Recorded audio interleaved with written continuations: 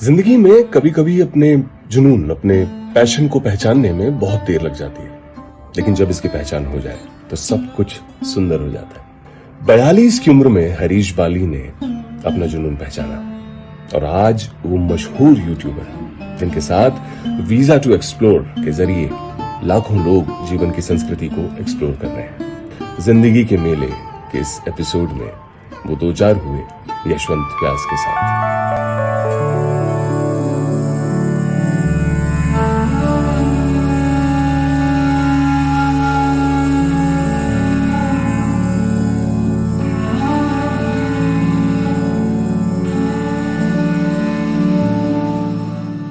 Interest और passion के बीच की दीवार बता रहा हूँ मैं आपको।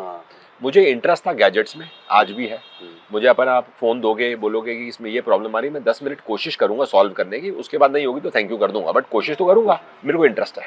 मेरे को एप्पल का जब नया मैकबुक आता है तो मेरे को अच्छा लगता है, उसको देखूं कि पुराने मैकबुक से इन्होंने क्या अपग्रेडेशन करी है, अच्छा लगता है। लेकिन मेरा वो पैशन नहीं है। मैं रात को 11 बजे नींद छोड़ के वो नहीं देखूंगा, लेकिन रात के 11 बजे अगर आप मुझे बोलोगे कि बड़ी प्यारी सी खीर बनाई है हमारे घर में, तो मैं ब्रश भी कर चुका हूँ तो भी आपकी खीर खा लूंगा, उसके बाद दोबारा ब्रश कर लूंगा। तो दैट इज माई पैशन।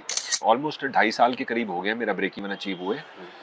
ये है कि मैं स्पॉन्सर नहीं कर रहा, उस वजह से I am not earning as much as other YouTubers, but ठीक है, अपनी दाल रोटी। मैं 1 लाख तो बहुत बात की बात है, अगर आपने मेरे को 200 रुपए भी दे दिए ना तो मेरे को रात मेरी रात की वो आपके चैनल का नाम है ना, कटाक हो जाएगा रात को कि भाई उसके मेरे को 200 रुपए वापस करने। अगली बार फोन करके बोलूंगा कहाँ पे हो, मैं 200 वापस देने आ रहा हूँ।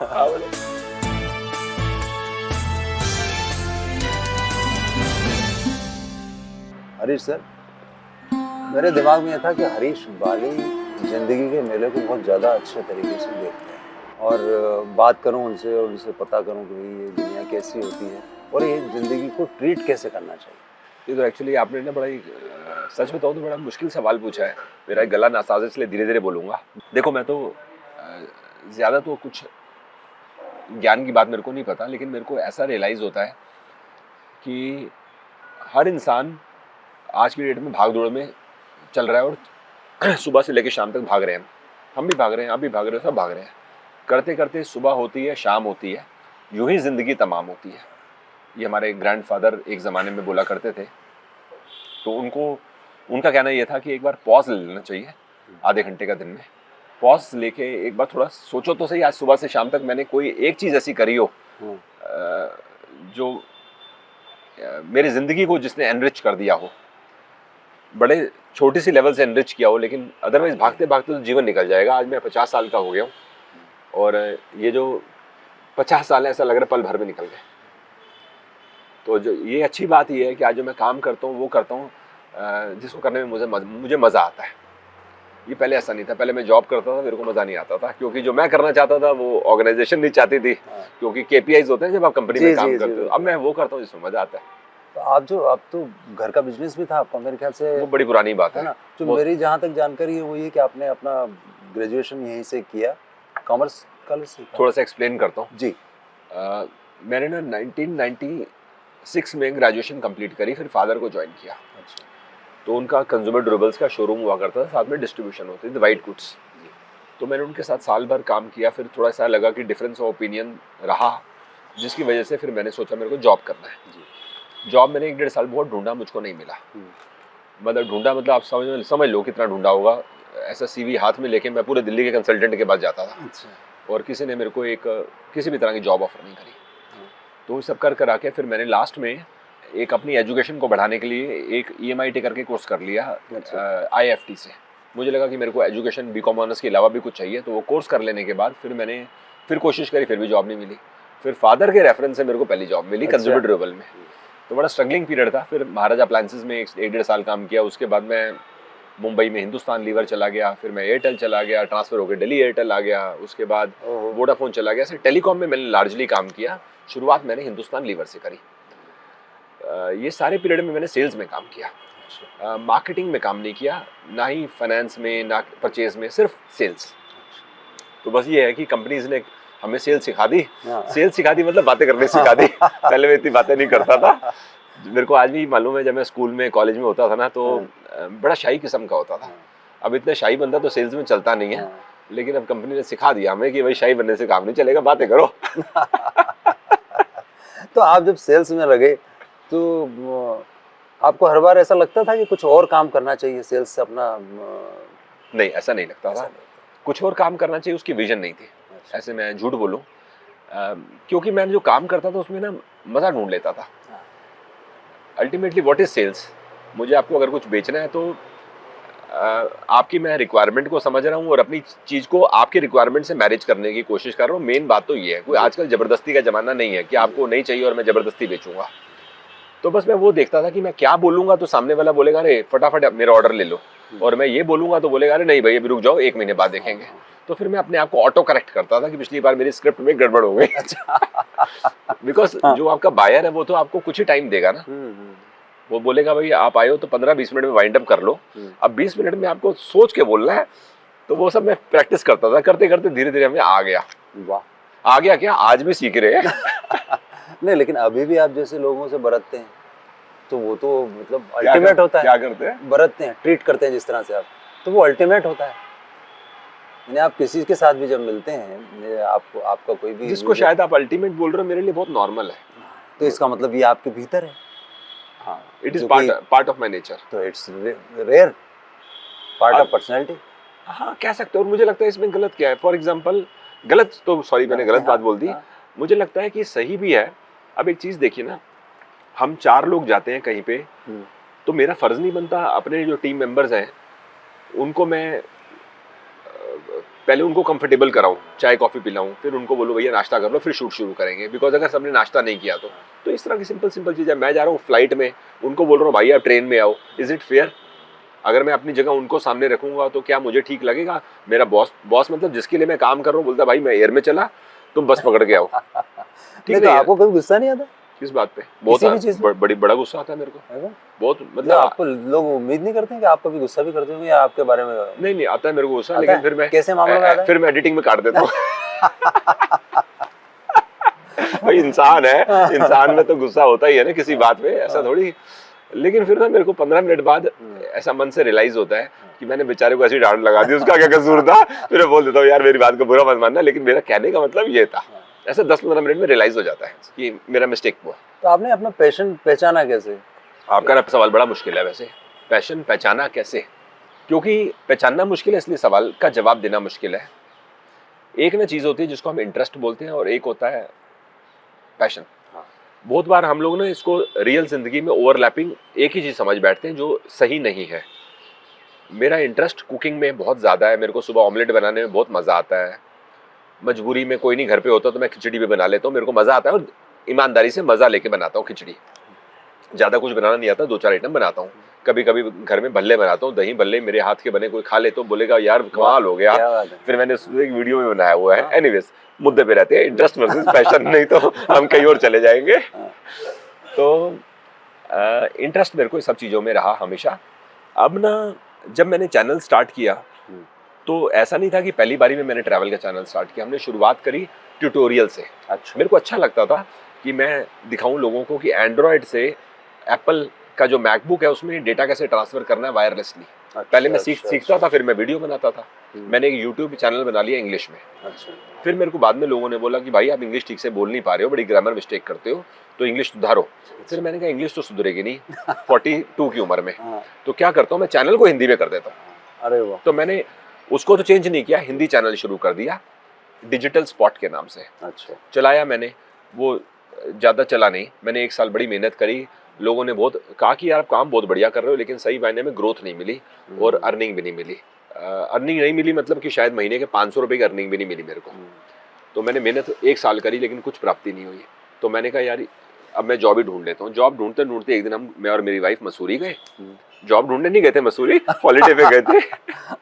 नहीं पर तो ये जब आपने पहला वाला जॉब छोड़ा होगा, बीच की जो कड़ी ये है, हाँ जी, तो क्या सोच के छोड़ा था कि अब कुछ एंटरप्रेन्योरशिप करेंगे? नहीं, यू आर एब्सोल्युटली राइट। मैंने उस समय ना सर्च इंजन ऑप्टिमाइजेशन का काम करना चाहता था।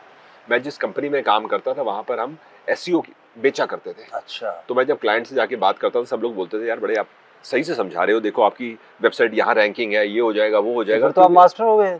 मास्टर मुस्टर कुछ नहीं हुए, बातों में मास्टर हो गए। ठीक है, अब समझो ना, मैं कर नहीं रहा हूँ, मैं बेच रहा हूँ। I am a sales guy. तो लोग बोलते थे कब से ये काम कर रहे हो, तो मैं बोलता था 4 महीने से। कहते यार आप तो जैसी बातें कर रहे हो लग रहा है 4 साल से इंडस्ट्री में हो। मैंने कहा थैंक्स, अब हमारे को ऑर्डर दे दो। Anyways, फिर से हम फोकस से बाहर चले गए। Let's come back to the focus. तो मैंने फिर वाइफ के साथ गया मसूरी। वो आप मुझे बीच में पीपीएफ के पैसे अब आएंगे। बताता हूँ, वो सब बताता हूँ। हाँ, तो मसूरी गए थे आप। वहाँ मैंने एक कैजुअल सा वीडियो बना दिया, एडिट करके वाइफ को गिफ्ट कर दिया। अब मैंने कहा वाइफ कहाँ संभालती फिरेगी, मोबाइल फोन में डिलीट हो गया तो इतनी मेहनत जाएगी। मैंने उसको यूट्यूब पे डाल दिया। फिर मैंने टीम मेंबर को बोला कि भाई अब तेरा भी जॉब तो अब तू थक गया है, मतलब थक गया इन द सेंस कि तू तो कर रहा है बट मैं नहीं थक, मैं थक गया हूँ, तो यू आर ऑल्सो फीलिंग कि, तो मैंने बोला कि अब हम जयपुर चलते हैं, 2-3 दिन घूम के आते हैं, बिकॉज मैं उसके बाद जॉब करूंगा तो we will not be working together. तो मैं जयपुर गया, वहाँ भी हमने 2-3 वीडियो ऐसे कैजुअली बना लिए, खाते पीते घूमते घामते। हमारे पास को ये भी नहीं पता था माइक चाहिए होता है। अच्छा। हाँ, ये मैं आपको सच्चाई बता रहा हूँ, 8 साल पुरानी। तो मुझे लगा कि जैसे ये कैमरा लगा हुआ है तो इट्स क्वाइट ओके, हम कैमरे से दूर भी हैं तो what difference does that make. तो फिर ऑडियो खराब आया, वीडियो फुटेज का भी हमें आइडिया नहीं था कि अंधेरे में लाइट चाहिए होती है। हम ऐसे बस अपने हिसाब से करते गए, वापस ला लू के कच्चा पक्का जो हमारा बना हमने डाल दिया। फिर लोगों ने समझाया भैया ये ऐसे वीडियो नहीं बनते, 2-4 लोग आगे बीच में कमेंट करने। फिर एक दिन चांदनी चौक का बनाया, वो चल गया। तो धीरे धीरे मैंने रियलाइज किया चांदनी चौक क्यों चला। उसको वो एनालाइज किया आपने तो पता लगा। वो इंटरेस्ट और पैशन के बीच की दीवार बता रहा हूँ मैं आपको। मुझे इंटरेस्ट था गैजेट्स में, आज भी है। मुझे अपन आप फोन दोगे, बोलोगे कि इसमें ये प्रॉब्लम आ रही है, मैं 10 मिनट कोशिश करूंगा सॉल्व करने की, उसके बाद नहीं होगी तो थैंक यू कर दूंगा, बट कोशिश तो करूंगा। मेरे को इंटरेस्ट है। मेरे को एप्पल का जब नया मैकबुक आता है तो मेरे को अच्छा लगता है, उसको देखूं कि पुराने मैकबुक से इन्होंने क्या अपग्रेडेशन करी है, अच्छा लगता है। लेकिन मेरा वो पैशन नहीं है। मैं रात को 11 बजे नींद छोड़ के वो नहीं देखूंगा, लेकिन रात के 11 बजे अगर आप मुझे बोलोगे कि बड़ी प्यारी सी खीर बनाई है हमारे घर में, तो मैं ब्रश भी कर चुका हूँ तो भी आपकी खीर खा लूंगा, उसके बाद दोबारा ब्रश कर लूंगा। तो that is my passion. Chandni Chowk में जाके जब हमने स्ट्रीट फूड खाया, वो भी अनकुक्ड वीडियो था। अनकुक्ड मतलब बहुत अच्छे से हमने एडिटिंग नहीं करी थी क्योंकि हमें आती नहीं थी, लेकिन लोगों ने बड़ा पसंद किया। लोगों ने बोला यार ये आप सही मतलब इंजॉय करते हो। तो फिर उन्होंने हमें हमारे काम में कमी बताई कि भाई वीडियो ऐसे बनाओ वैसे बनाओ। तो जिन जिन लोगों ने बताया मैंने सबके साथ इंडिविजुअली कनेक्ट किया, गूगल मीट करी, उनको मिलकर मैंने बोला कि मुझे एग्जाम्पल से समझाओ। मतलब ऐसे बच्चों जैसे मैंने सवाल पूछे कि किसी को लगा कि जैसे कोई 15 साल का बच्चा सवाल पूछ रहा होता है ना किसी से, मैंने वैसे करके सीखा इस काम को। सीखा का मतलब मेरा विजन बड़ा क्लियर था कि मेरे को अपने काम को इम्प्रूव करना है। मैं डे 1 में तो यहाँ नहीं पहुँच सकता, लेकिन मैं एक एक कदम बढ़ा के, जैसे अब डे 1 में तो किसी को 13-15 का टेबल नहीं आएगा ना, आपको 2 से सिखाना पड़ेगा ना। तो मैंने 2 to the 4, 2 to 3, 2 to the 4, 2 3 the 6 ऐसे कर करके धीरे धीरे बढ़ता गया। तो ये मेरी मतलब पूरी कहानी है। और अब ये सवाल जो था इंटरेस्ट और पैशन उसका है कि मेरे को फिर रियलाइज हुआ मेरा I am passionate about travel and I am passionate about food, that is why audience is enjoying looking at it. तो ये हो गया रीजन, पैशन।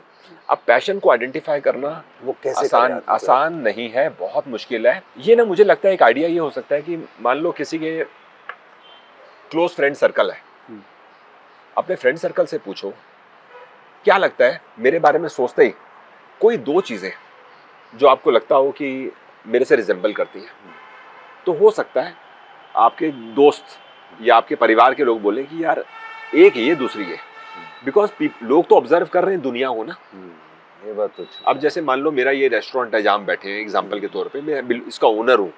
अगर मैं क्राफ्ट को लेके बहुत पैशनेट होऊंगा, लाइटिंग को लेके पैशनेट होऊंगा, मैं कुछ लाइटें लटका दूंगा रात को, लोग आए तो उनको अच्छा लगे, कुछ कर दूंगा ना यहाँ पे, तो पीपल विल ऑब्जर्व मी कि यार पिछले हफ्ते आए थे तो ये था, इस बार देखो इन्होंने लाइटें सेटअप कर दी। तो इसका मतलब मेरे को क्रिएटिविटी बहुत पसंद है, तो मेरे को पैशन समझ आएगा क्रिएटिव, और उसमें लाइटिंग डेकोरेशन ये मेरी लाइन हो सकती है। खुद से नहीं समझ आता, देखो इतना आसान नहीं है। आप बताओ ना, आप ये बात जैसे अभी आप कह रहे हैं दोस्तों से, आपको दोस्तों ने कभी बताया नहीं 40 साल से पहले? मैंने पूछा नहीं। ऑनेस्ट आंसर तो ये है। और मुझे यही नहीं पता था कि पूछना भी जरूरी होता है। जब फैमिली आपको सपोर्ट करती है सारे काम? आज करती है, पिछले 5 साल से, पहले 3 साल नहीं करती थी। क्योंकि जब फैमिली हम लोग बड़े नहीं करती थी का मतलब ये नहीं है कि नहीं, वो बात अलग है, लेकिन जिस तरह से अभी देखो अब सिंपल बात है ना, आपके घर के खर्चे नहीं चल रहे, आप जॉब छोड़ के लग रहे हो वीडियो बनाने, आपका इतना हैंड टू माउथ हो गया कि बच्चे का स्कूल का फीस नहीं दे पा रहे और फीस का दूसरा रिमाइंडर आ गया, तो फैमिली क्या बोलेगी, भाई वीडियो बनाओ या फिर भैया नौकरी कर लो कहीं पे जाके। प्रैक्टिकल बात है ना, आदमी कहेगा यार सेविंग्स है तो जो मर्जी करो। तो मेरा थोड़ा हालात ऐसे हो गए थे कि मैं बहुत ज़्यादा क्राइसिस से चल रहा था for the first 1 year. I was buying time from my family, चलो 3 महीना और देखते हैं, 6 महीने और देखते हैं टाइप्स। तो एक टाइम पे बहुत प्रेशर बिल्टअप ऐसा होता गया ना। फिर मेरे को लगा कि यार ये अब मेरे को डिसाइड करना पड़ेगा। फिर मैंने डिसाइड कर लिया मैं जॉब कर लूँगा वापस। तो मेरा थर्ड वेंचर हो गया। पहले जॉब छोड़ चुका था, फिर मैंने ज्वाइन कर लिया, फिर छोड़ दिया, सिलसिला चल रहा था। तो फिर मैंने कहा मैं दोबारा ज्वाइन करता हूँ। फिर मेरे मन में ख्याल आया अगर मुझे 1 से 1.5 साल का टाइम मिल जाए तो मैं इसमें कुछ तो कर दूंगा। अच्छा, क्योंकि मुझे मज़ा आ रहा था, भीतर भरोसा था, कहना सही होगा। तो मैंने फिर क्या किया, बहुत सोचा फंड्स कहाँ से आएंगे। वाइफ के फंड्स तो मैं एग्जॉस्ट कर चुका था, खुद के फंड मेरे पास सबसे पहले ख़त्म हुए। मेरी नेचर में बोरो करना नहीं है। आप मेरे क्लोज फ्रेंड हो, मैं आपको ये जाके नहीं बोल सकता कि मुझे 1 लाख रुपए दे दो, मैं आपको 2 साल में वापस करूँगा।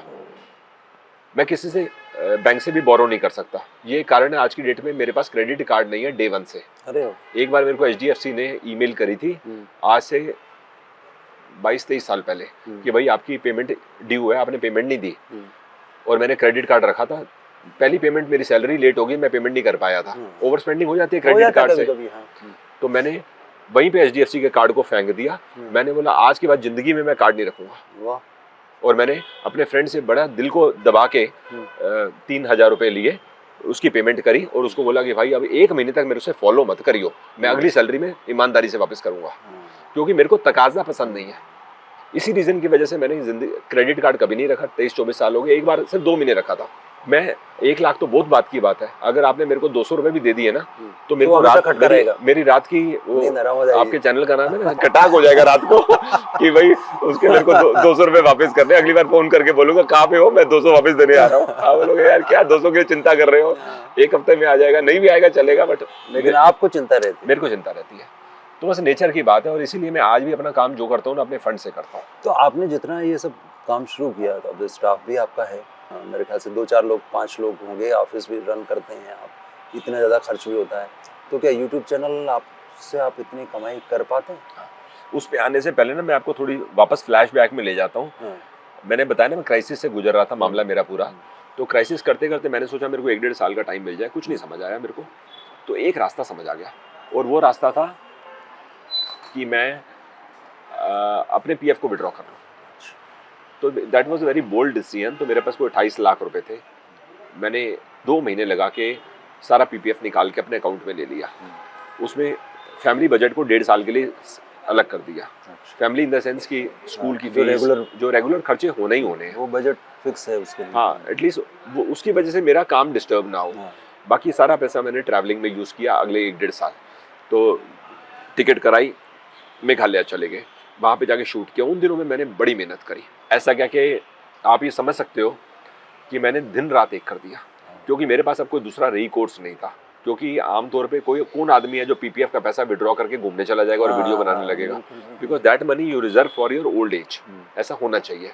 मैंने रिस्क ले लिया और 1.5 साल बाद देखा मैंने कि अब धीरे धीरे वो PPF खत्म होने वाला है और अर्निंग तो आ रही है, लेकिन वो इतनी नहीं है कि मेरे खर्चे पूरे हो जाए। मान लो मेरे को अर्निंग आ रही है 50,000 रुपये महीने का 2 साल के बाद, लेकिन वो मेरे खर्चे ही बढ़ जाते हैं। तो मैं डे 1 से खुद शूट नहीं करता, टीम के साथ करता है। ये मैंने ऐसे बोलने के लिए एक नंबर बोल दिया, ठीक है। और उसके बाद फिर मैं चलता रहा। फिर कुछ ब्रांड्स भी 3 साल बाद मेरे को अप्रोच किया उन्होंने कि भाई आपके चैनल में हम इंटरेस्टेड हैं स्पॉन्सर करने के लिए। अब यूट्यूबर्स में क्या होता है ना, उनकी 60% अर्निंग ब्रांड से आती है। हाँ, वही वो इन्फ्लुएंसर का एक पूरा जो तभी तो वो होता है ना, 40% गूगल देता है। अब मैंने देखा जब ब्रांड से हम बात करते थे तो ब्रांड बोलता था कि आपको प्रोडक्ट को फर्स्ट 5 मिनट्स में दिखाना है। ऑब्वियसली जो आपको पेमेंट दे रहा है वो तो चाहेगा ना कि हमारे ब्रांड को विजिबिलिटी मिले। तो मैंने सोचा कि फिर ब्रांड हो गया एक तरह से मेरा बॉस। बिल्कुल, वो बता रहा है क्या करना है, एक तरह से क्या करना है। नहीं, क्या करना है इज इम्पोर्टेंट, क्योंकि वो बताएगा तभी तो मैं समझूंगा ना। लेकिन कब करना है, he is deciding, brand is deciding. भी मतलब ब्रांड इज डिसाइडिंग। तो आप सेल्स और मार्केटिंग का आदमी इतना सोच रहा है, ये बड़ी बात है, क्योंकि वो तो ये मान के चलता है कि उनका कैसे एडजस्ट किया जाए।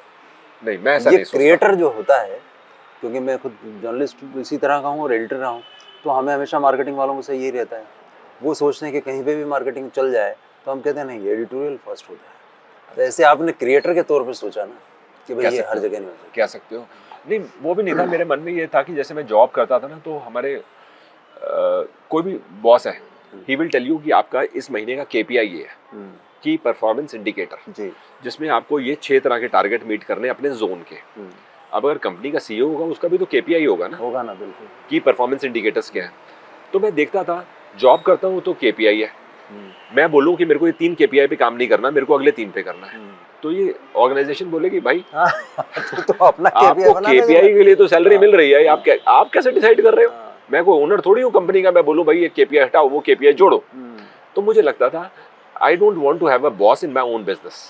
मैं चाहता हूँ कि रियल में मैं अपना बॉस खुद ही हूँ, मैं डिसाइड करूँगा मुझे करना है नहीं करना। लेकिन फाइनेंशियल क्राइसिस की वजह से 1-2 बार मैंने सोचा, फिर मैंने थोड़ा अपने आप को स्ट्रांग रखा। मैंने कहा करूँगा ब्रांड के साथ कम, अगर ब्रांड मेरे हिसाब से काम करेगा। नॉट, ये कहना गलत होगा, थोड़ा रफ लगेगा बोलना कि मेरे हिसाब से चले, लेकिन मेरी सुन तो ले कम से कम। अब लेकिन जब मैं सुनाता हूँ, ये सेल्स वाले की लैंग्वेज है, कभी ये नहीं कहेगा कि मेरे हिसाब से काम करे।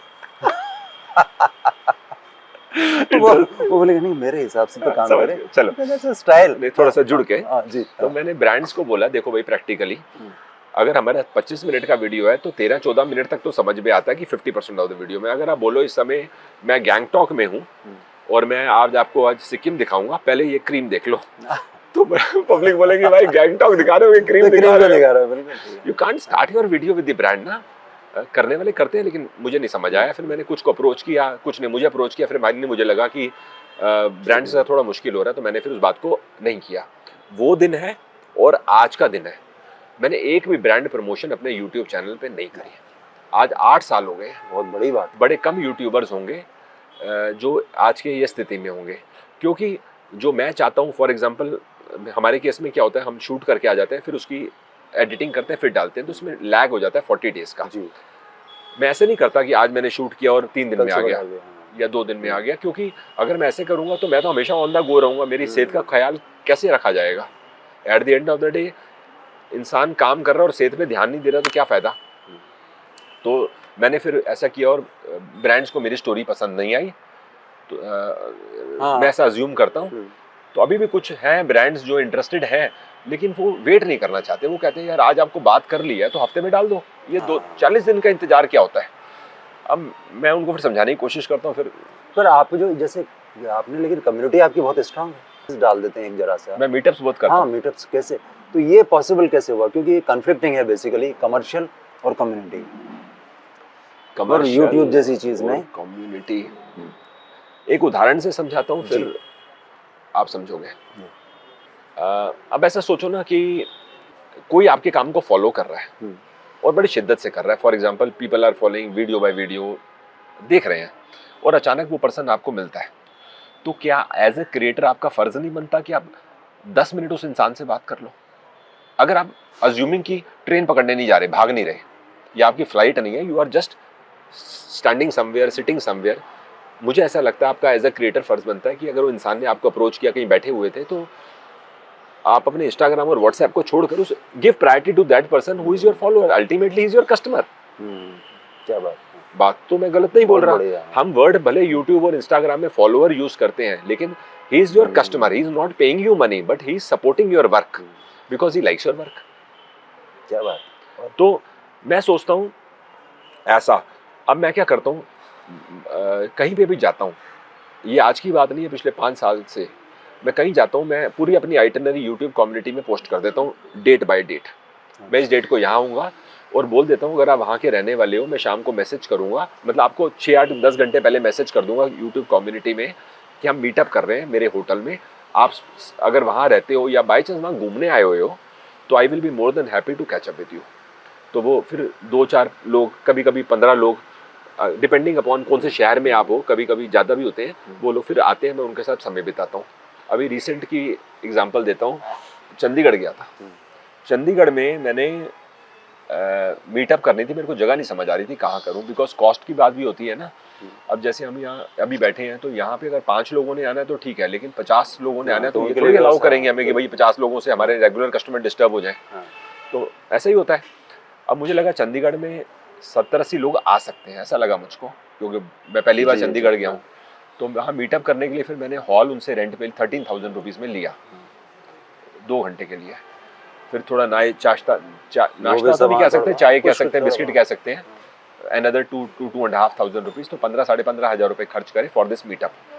अब मेरा तो कोई कमर्शियल इंटेंट नहीं था, मेरा तो इंटेंट था कि भाई कोई हमारे चैनल को अब देख रहा है। अब मैं इसको इस नज़र से देखता हूँ कि अगर आप 20 किलोमीटर का सफ़र करके अपने घर से मीटअप वाली लोकेशन आ रहे हो, तो मेरा इतना भी फ़र्ज़ नहीं है कि एक मीटअप ढंग से ऑर्गेनाइज कर लूँ।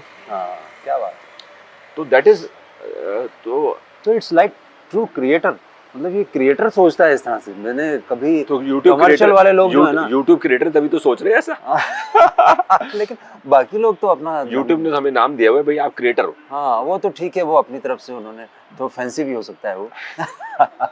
जैसे आपने कहा वो फॉलोअर हैं लेकिन है तो कस्टमर। हाँ ये क्या गलत बोला मैंने, बताओ। तो आप, लेकिन आपने उसको बहुत अच्छे से बताया कि वो सपोर्ट तो करते हैं ना, हाँ जी, आपके काम को सपोर्ट करते हैं, या इसलिए उनकी किस तरह से आप नहीं देखेंगे तो मेरी दाल रोटी कैसे चलेगी। पर आपके इतने सारे ये लोग जो हैं और उनके साथ आप जिस तरह से मिलते हो, तो आप जगहों पे भी अलग अलग जगह जाते हैं, तो आपको सबसे ज़्यादा एनर्जी वाली जगह कहाँ लगी है? कैसे लोग मिले, एनर्जी कहाँ महसूस हुई? जैसे आप स्पिरिचुअल प्लेसेस भी जाते हैं, तो कुछ आपको खास तरह के अनुभव कभी हुए इस तरह के? क्या आपको लगता था क्या? क्योंकि मैं आपको ग्रीनरी देख के आप खुश हो जाते हैं, या बीचेस देख के आप खुश हो जाते हैं, बारिश या झरना देख के आप खुश हो जाते हैं। मेरे को सबसे ज़्यादा पर्सनली बताऊँ मज़ा कब आता है? हाँ। देखो स्पिरिचुअल एक अलग बात होता है और फन एक अलग चीज़ है। मैं दोनों के आंसर दूंगा।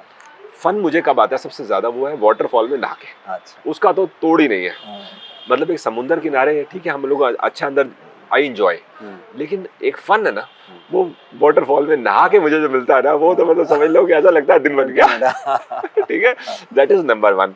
सेकंड, व्यूज के पॉइंट से मेरे को रिवर कॉन्फ्लुएंस देखने में बहुत मजा आता है। हाँ, वो आपकी वजह से हम लोगों ने पहली बार देखी।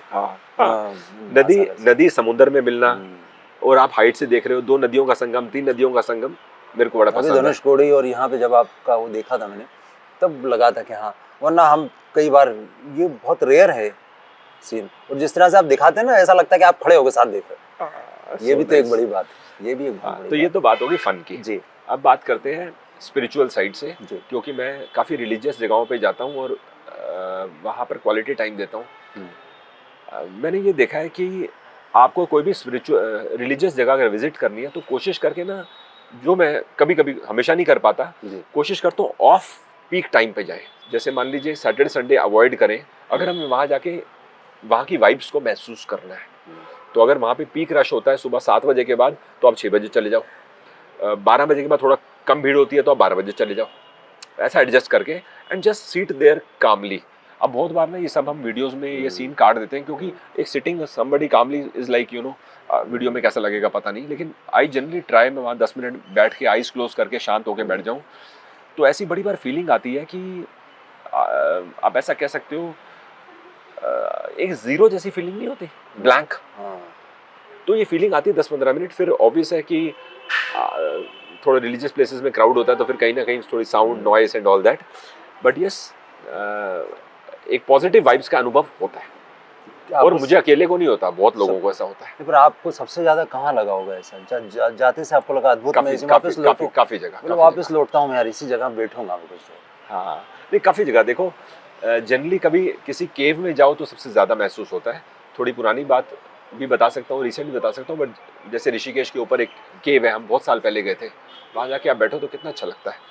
बहुत लोग जाके अंदर मेडिटेशन करते हैं। अभी पीछे मैं वहाँ पे गया था, ये कन्याकुमारी की बात है। कन्याकुमारी में निकल कर आप जाते हो ना वहाँ से फेरी लेके, जी हाँ, तो स्वामी विवेकानंद का वो बना हुआ है, तो वहाँ पर एक केव भी है जहाँ पे स्वामी विवेकानंद एक समय पे तपस्या उन्होंने 2-3 दिन रुके थे वो, तो वहाँ बैठे आप मेडिटेशन करो। अब हमें कोई मेडिटेशन करनी तो नहीं आती, उसमें इट्स बड़ी प्रैक्टिस करनी पड़ती है, लेकिन मैं एक साधारण पर्सन के हिसाब से बात कर रहा हूँ। अगर आप आंखें बंद करके शांत होके बैठ जाओ, मोबाइल को सबसे पहले मोबाइल और इंटरनेट को ऑफ कर दो, तो खुद ही 15 मिनट में आपको ऐसा लगेगा कि एक हम जीरो जैसा कुछ हो गया, हम ब्लैंक हो गए। और वो फीलिंग तो देखो लेने के लिए आइज क्लोज करनी पड़ेगी और शांत होकर बैठना पड़ेगा, मोबाइल को बंद करना पड़ेगा। अच्छा, एक और चीज़ हमने महसूस की कि एक तो आप अपने फिटनेस का कैसे ख्याल रखते हैं, ये बहुत बड़ी बात है।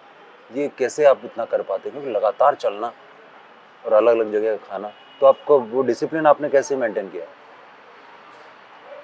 ऑनेस्ट आंसर बताऊं हम्म, तो वो ये है कि पहले मैं ना बहुत गलत भी खाता था। फॉर एग्जांपल स्ट्रीट फूड में बहुत ज़्यादा खाता था। अब क्या है, जब भी उठो तभी सवेरा। अब none of us is perfect, हम सब अपनी गलतियों से सीखते हैं, बट इंसान सीख ले तो अच्छी बात है। जब हमने चैनल की शुरुआत करी ना, तो केवल फूड ऑनली चैनल था, तो हम केवल फूड के वीडियो बनाते थे। फिर कुछ सब्सक्राइबर्स ने हमको बोला कि भाई ये गलत कर रहे हो। आई रियली विश कि वो जो लोग मेरे को चेस करते थे कि आप गलत कर रहे हो, उनसे मैं फिजिकली मिलूं, क्योंकि मुझे याद है ये 7 साल 7.5 साल पहले बहुत लोग मुझे ईमेल करते थे। उनमें कुछ तो थे बहुत रेगुलर भेजते थे अच्छा, कि भाई ये food only channel will someday land you into a hospital. तो मुझे उनकी बात एक बार पढ़ के बुरी लगती थी, फिर सेकंड टाइम वो पर्सन लिखता था कि आज आपको लग रहा होगा मैं आपका दुश्मन हूँ, अच्छा। लेकिन आई एम योर सब्सक्राइबर। मतलब वो आपके साथ इतने ज्यादा जुड़े मैं हुए बता थे, रहा ये हूँ, देखने की हाँ, वो बात है। लिखते थे। फिर कहता था आपको लगता था कि मैं आपकी जान के पीछे पड़ा हूँ, इंग्लिश में लिखते थे, हाँ, पीछे पड़ा हूँ, लेकिन रियलिटी है I am your well wisher. तो मुझे लगता था यार बंदा बात क्या सही कह रहा है, लेकिन कभी कभी ना हम सही बात सुनना नहीं चाहते, ह्यूमन है ना। तो फिर उनमें से उनकी बात फिर मुझे एक बार समझ आई, तो उन्होंने लिखा कि भाई ये गलत कर रहे हो, तो आप किसी ने, लेकिन एडवाइस भी तो करना जरूरी है, करो क्या। हाँ, गलत कर रहे हो तक तो सबका ठीक था, लेकिन मुझे ये नहीं समझ आता था करूं क्या। फिर एक पर्सन ने मुझे बोला कि भाई क्या करो, आप पूरा दिन खाते रहते हो, number 1 you are damaging your health, number 2 आप क्या कर रहे हो, अगर मैं व्यूअर की नज़र से देखूं, one part of the story बता रहे हो कि इधर आओगे तो ये खा लो, वो खा लो, वो खा लो। कहता है बट अगर जो टूरिस्ट है वो सिर्फ खाने के लिए ट्रैवल नहीं करता, उसको घूमने से भी उसकी पूरी अंडरस्टैंडिंग क्लियर होगी। आप ट्रैवल को इससे जोड़ो। फिर मैंने जोड़ा। अब जो साल भर में हमारी ऑडियंस बनी थी, जो फूड देखना चाहती थी, वो नाराज हो गए। अच्छा, ऐसा भी हुआ है? हाँ जी, उन्होंने अनसब्सक्राइब करके मेरे को मेल डाल दी, मेरे को कमेंट कर दिया, नाउ अनसब्सक्राइबिंग दिस चैनल, आपने जबरदस्ती का ये ट्रैवल साइट सीइंग घुमा दिया, हमें आपका फूड ही देखना है। अरे वाह, बिकॉज उनको अच्छा लगता था मैं खा के दिखा रहा हूँ, डिश का नाम क्या, अलग अलग चीज़ें एक्सप्लोर कर रहा हूँ। फिर मैंने ना 1 साल 1.5 साल चलने दिया। मैंने कहा कोई बात नहीं, एटलीस्ट जो मैं कर रहा हूँ अपने खुद के लिए तो अच्छा ही कर रहा हूँ ना। फिर धीरे धीरे नई ऑडियंस आ गई, और पुराने में से भी कुछ ने एडजस्ट कर लिया। उनको लगा कि यार बंदा क्या तो ठीक ही रहा है। कॉफी और मंगाओ? नहीं एक कॉफी और? नहीं, थोड़ी देर में पी लेंगे। हाँ। उनको लगा ये बंदा क्या तो ठीक ही रहा है। मैं बोल देता था फ्रैंकली, अल्टीमेटली कुछ वीडियोस में मैंने बोला भी है कि आपको लगता होगा मैं फूड ओनली से ये ट्रैवल जोड़ दिया है in the interest of my health. तो कुछ लोग अप्रिशिएट भी करते थे, कहते थे यार ठीक है, एटलीस्ट यू आर ऑनेस्ट। तो आपने वीजा टू एक्सप्लोर नाम कैसे रखा था? काफी सोचा क्या नाम होना चाहिए। ऐसा नहीं है कि मेरे मन में था कि मुझे वीजा इशू करने हैं या मुझे फॉरेन कंट्री जाना है, लेकिन मैं सोच रहा था जो मैं काम करूँगा उसमें एक्सप्लोर कर रहा हूँ, ठीक है। और वीज़ा वर्ड थोड़ा यूनिक करके मैंने सोचा, और ये नाम इतना लोगों को पसंद आया कि अब किसी को याद रखने के लिए कोई जद्दोजहद नहीं करनी पड़ती, इजी है। वीजा टू एक्सप्लोर सबको याद है, इजी है, क्योंकि आपका हरीश वाली ट्रेवल्स भी तो है। अभी हमने ना 2 साल पहले शुरू किया। क्या होता है ना, जैसे हम कहीं जाते हैं तो हमारे कैमरा सेटअप कर रहे होते हैं, तो लोग बीच में क्वेश्चन पूछते हैं आपके मेंबर कितने टीम में, कौन आदमी क्या करता है और कौन सा कैमरा यूज करते हो। हम उनको इंडिविजुअली एड्रेस करने से अच्छा मैंने वो बिहाइंड द सीन शुरू कर दिया, वो बीटीएस, बहुत जिसको हम बीटीएस बोलते हैं। उसमें हम सेटअप्स वगैरह दिखा देते हैं कैसे कर रहे हैं ये। कभी हम किसी रेस्टोरेंट में बैठे हुए हैं तो वहाँ पे बैठे नहीं है, बैठने की कोशिश कर रहे हैं, जगह नहीं है। हमारा कैमरा पर्सन बोलता है सर वो आखिरी टेबल खाली है ना, वहाँ पे खिड़की नहीं है, लाइट ठीक आएगी, वहाँ बैठो। वो ओनर बोलता है भाई अभी तो 45 मिनट्स लगेगा। उस 45 मिनट की पिक्चर होगी तो अब इतना बड़ा नाम से तो कंपेयर नहीं कर सकते, लेकिन ये कह सकते हैं कि हम कोशिश करते हैं गिरने से पहले, गिरने के बाद वो तस्वीरें भी दिखाई दे। तो हमने इसके लिए अगला अलग चैनल बना लिया कि कैजुअल इंटरेक्शंस हम उसमें दिखा देते हैं, बिहाइंड द सीन उसके लिए राइट नेम है, और जो कट करके प्रॉपर हमारी सिस्टम बनी है वो वीजा टू एक्सप्लोर में दिखा देते हैं। तो लोगों को फिर दोनों को जोड़ के फिल्म बन जाती है। अब जैसे आप कई बार आपके लिखे, आपके कहे से कितना फ़ायदा होता है। जो कोंकण वाला जो आपका टूर था, उसमें आपने वो पोहे, खास कौन से वाले पोहे थे जिनको कि कोकोनट, समझ गया, है ना, कुलचे पोहे बोलते हैं। हाँ, कुलचे पोहे। तो जब ऐसी यात्राएं करते हो और इस तरह की आप स्थानीय डिशेस जो ढूंढते हैं, तो उसकी प्रक्रिया क्या रहती है और कैसे वो अनुभव होते हैं आपके, और उससे फ़ायदा क्या हुआ कई लोगों का? जैसे आपने शायद एक आध एपिसोड में कहा है कि वो मेन्यू में शामिल हो गया। हाँ, आपने नोटिस किया ना। हाँ। एक्चुअली ये ना रियल स्टोरी है। हाँ। सिर्फ एक चीज़ की नहीं है, बहुत सारे ऐसी चीज़ें हैं, लेकिन इसके बारे में तो मैं बोल सकता हूँ। मुंबई के पास में ना अलीबाग है। हाँ। काफ़ी लोग वीकेंड करने वहाँ पे जाते हैं। टूरिस्ट तो जाते ही हैं। तो अलीबाग एरिया में ये चीज़ चलती है, कुलचे पोहे। वो लोग क्या करते हैं, पोहे के अंदर ना कोकोनट मिल्क ऐड करते हैं, और वो कोकोनट मिल्क में 3-4 चीज़ें मिली होती हैं, जिससे जो कॉम्बिनेशन निकल के आता है ना, वो बड़ा नेक्स्ट लेवल हो जाता है। लेकिन आयरनी ये है, उस 25-30 किलोमीटर के दायरे में अगर आप पूरा घूम लो, सबके घर के दरवाजे खड़का लो, हाँ। और पूछो भाई कुलचे पोहे बनाते हो? हाँ। कोई बोलेगा हाँ मेरी दादी बनाती थी, मेरी मदर बनाती थी। भाई आप क्यों नहीं बनाते? No reason. तो हमें किसी होमस्टे ने खिला दिया ये। एक होमस्टे ने, किसी क्या एक ने खिलाया, और मैंने खा के तो मुझे ऐसा लगा कि ओ आज तो मतलब नेक्स्ट लेवल हो गया टेस्ट। तो मैंने वीडियो में मेंशन किया। उसके बाद लोग जब टूरिस्ट गए, अब सब तो उस होमस्टे में नहीं गए, वो किसी रेस्टोरेंट में जाके बोला कि हमको कुलचे पोहे खिलाओ। रेस्टोरेंट वाले ने बोला कि आप, वो तो नहीं है मेरे पास।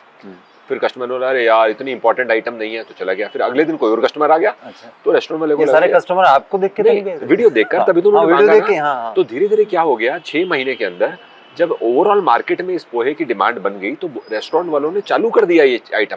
हो। बिकॉज उनको लगा कि ये तो लोग मांग रहे हैं तो दो। तो उनकी एक ट्रेडिशनल लॉस्ट रेसिपी उनकी मेन लाइन में आ गई। क्या बात है, क्या बात। अब मैं तो जनरली जाता हूँ तो मेरे एक आइडिया बड़ा क्लियर होता है। मैं सक्सेसफुल बहुत बार नहीं होता, लेकिन आइडिया ये होता है, अगर मेरी 10 दिन की जर्नी है, मैं हर किसी को लिखता जाता हूँ मैंने क्या क्या खा लिया है। फिर कहीं होम स्टे में जाता हूँ ना, या रेस्टोरेंट में जाता हूँ, मैं उनको एक लेटर दिखाता हूँ। लेटर मतलब एक पेज दिखाता हूँ जिसमें 12 डिश का नाम लिखा है। मैंने कहा 12 आइटम खा चुका हूँ, इसके अलावा आपके पास क्या है? अब मैं जाके तमिलनाडु में बोलूँ उनको कि नाम पढ़ूँ, वो सब बताऊँ, फिर वो पूछूँ आपके पास क्या है, उतने सब क्रॉस क्वेश्चनिंग से बेटर मैं अपनी लिस्ट दिखा देता हूँ। अच्छा। कि इसके अलावा कुछ है आपके पास? तो पर्सन बोलता है नो। फिर मैं, जो हमारे गाइड होते हैं या ड्राइवर होते हैं, उनको बोलते हैं यार कोई और जगह ढूंढो। नहीं मिलती तो फिर वही खा लेते हैं। अच्छा। तो ऐसी कौन, कुलचे पोहे के अलावा और कौन सी डिश ऐसी है जो आपको ध्यान आती है? काफी है, एकदम से ध्यान नहीं आ रहा, लेकिन मैं आपको सोच के कम से कम 12-13 तो ऐसे बता सकता हूँ। अच्छा। हाँ मतलब, लेकिन क्या है ना, दिमाग से निकल जाती है। तो आप इस तरह से, अच्छा, मैक्सिमम आप कोशिश करते हैं वेजिटेरियन खाने की? पहले मैं नॉनवेज खाता था 15-20%, मतलब अगर 80% वेज ही था। अब मैं वेज की लेवल मेरी बढ़ गई है, समझ लो कि 99% वेज हो गया है। अब हैदराबाद जाएंगे तो बिरयानी खानी है, तो इसलिए नॉन वेज आ जाता है, क्योंकि वो अंडमान वगैरह में तो आप मछली खाते हैं। That's okay, but that is very small. अब इसके पीछे एक रीजन है कि मेरी पर्सनल प्रेफरेंस आज की डेट में वेज के प्रति ज्यादा है। पहले भी थी, लेकिन आज और ज्यादा हो गई। सेकेंड रीजन है, मेरे को एक प्रॉब्लम है जिसको स्लीप एपनिया बोलते हैं। इसकी प्रॉब्लम के बारे में मुझे 3 साल पहले ही पता लगा, पहले नहीं पता था मुझे। प्रॉब्लम 2004 से थी, पता मुझे लेट चला। आप जानते हैं क्या होता है? रात को सोते वक्त सांस रुक जाती है। हाँ, तो रात को सोते वक्त सांस रुकने का मतलब आप समझ लो कि लाइफ के आखिरी कुछ सेकंड्स आ गए हैं। बिल्कुल किनारे पर हैं आप। हाँ बिल्कुल। तो ये मुझे पता लगा, तो फिर डॉक्टर ने बोला कि इसका कोई इलाज पूरी दुनिया में नहीं है, कोई मेडिसिन नहीं है।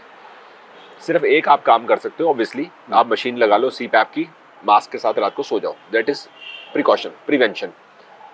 लेकिन सेकंड चीज, अगर आप चाहते हो कि मैं कंसिस्टेंट बेसिस पे कुछ ऐसा करूं मेरी प्रॉब्लम की ग्रेविटी कम हो जाए, तो अपने वेट लॉस पे काम करो। अच्छा।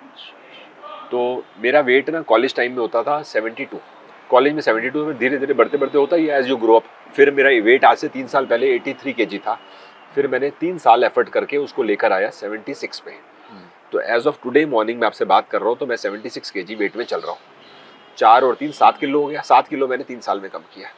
इसका मतलब मैंने कोई ऐसा काम नहीं किया जिससे हो। अब आपके साथ बैठकर मैंने आज 2 कप कॉफी ले ली है, जी बस ले ली। आम तौर पे मैं दिन में 2 कप से, पूरे दिन में मेरा 2 कप का कोटा है। चाय या कॉफी में 1 पी लिया तो 1 शाम को, दैट्स इट।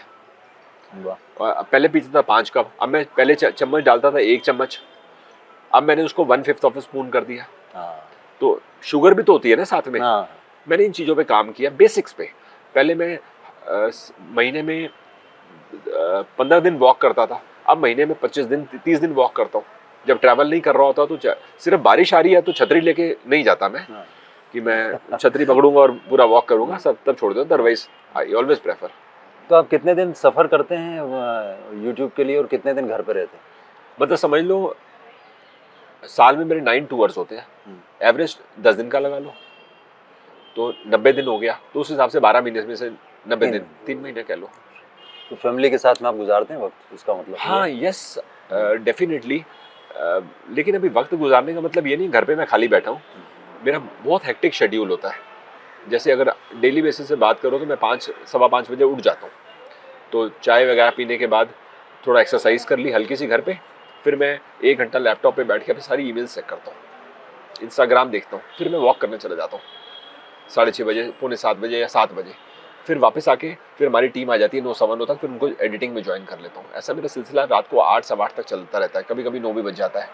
लेकिन बिकॉज वीडियो देखना बारीकी से, एक एक वीडियो को मैं 7-7 8-8 बार देखता हूँ। आपको लग रहा होगा ये मैं ओवर एग्जैजरेट कर रहा हूँ, लेकिन मैं रियलिटी बता रहा हूँ।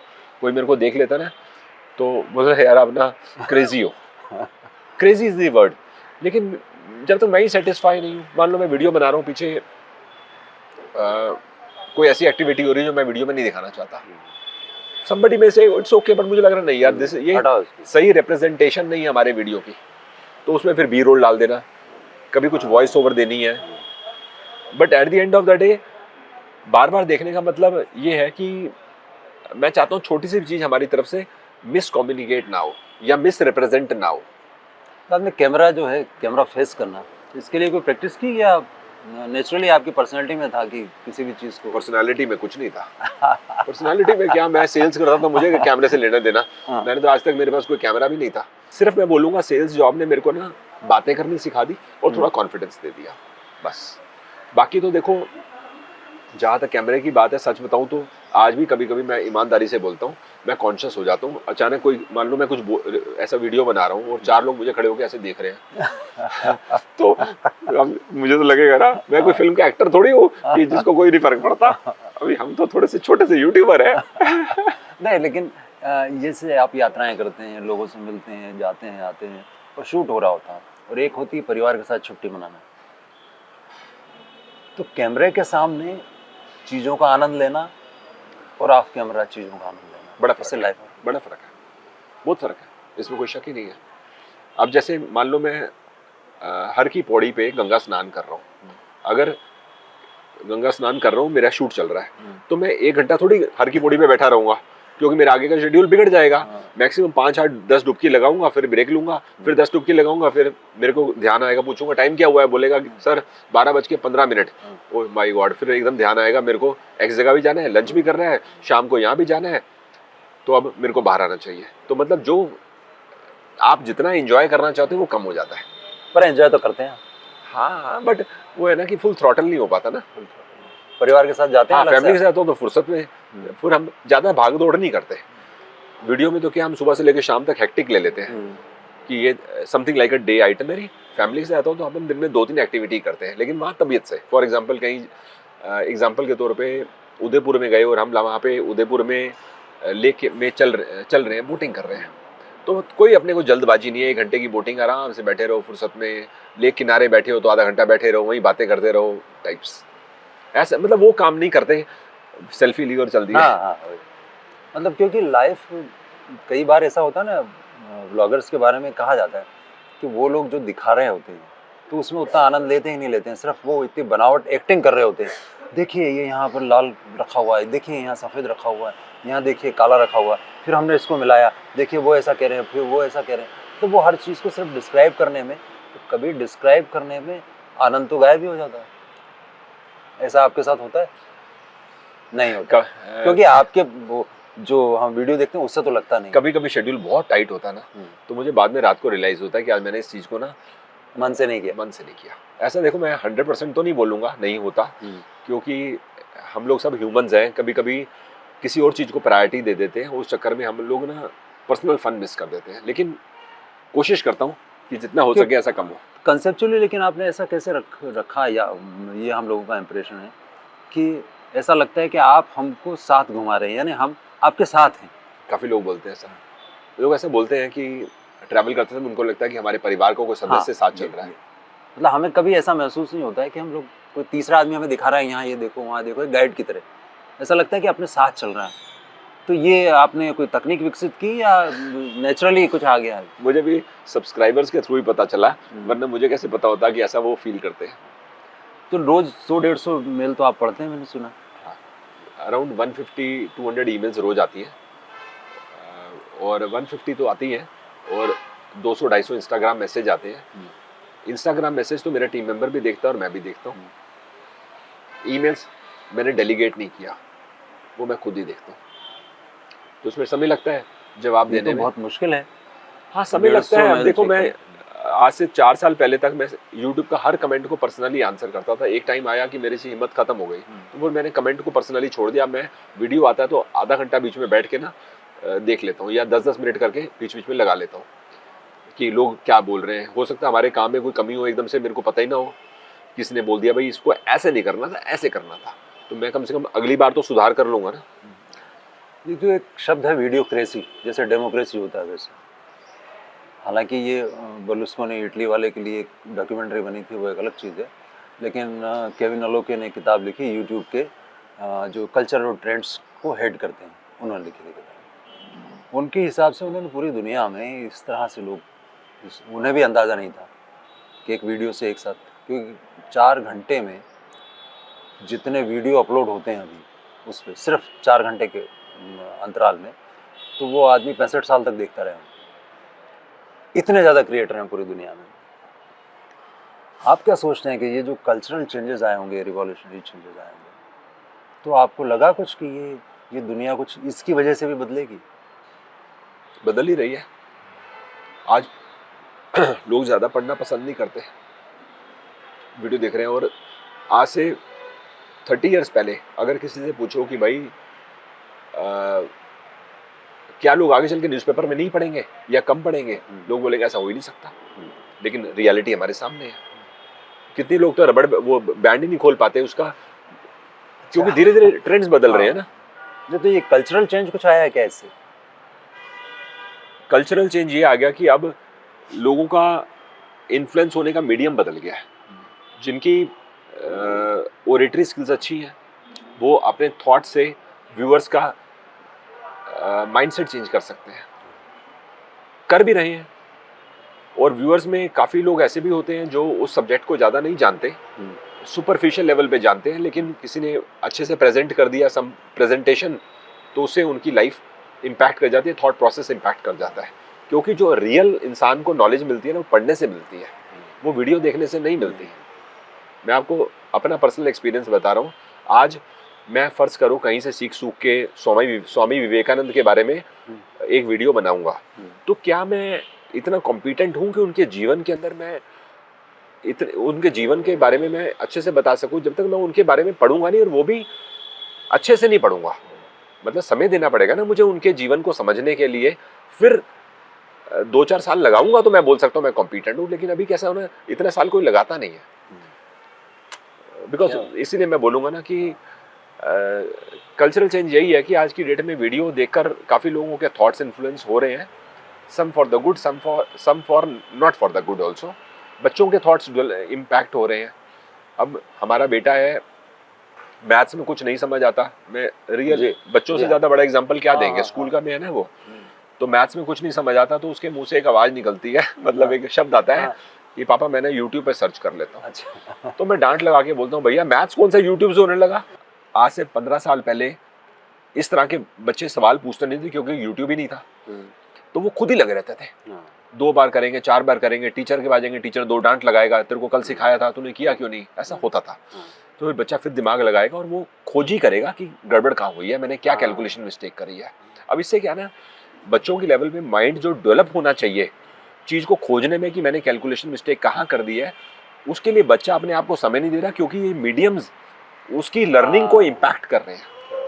लर्निंग तो बोलना गलत होगा, क्योंकि यूट्यूब एक पॉजिटिव एटमॉस्फेयर भी क्रिएट कर रहा है, लेकिन eight the end of the day it's also platform कि आप उसको शॉर्ट में भी समझ सकते हो। खुद की मेहनत खत्म हो रही है। जैसे पहले हम टेबल्स 20 तक के याद करते थे, आजकल आप पूछो किसी से 13-8 तक कितना होता है 5th-6th क्लास के बच्चे से, वो नहीं बता पाएगा। अब ये अच्छा है बुरा है मैं छोड़ देता हूँ, इस बात पे नहीं जाता। लेकिन बात ये है कि रियल लाइफ में हमें ये सब ना ग्रास्पिंग पावर बड़ी इंपॉर्टेंट होती है।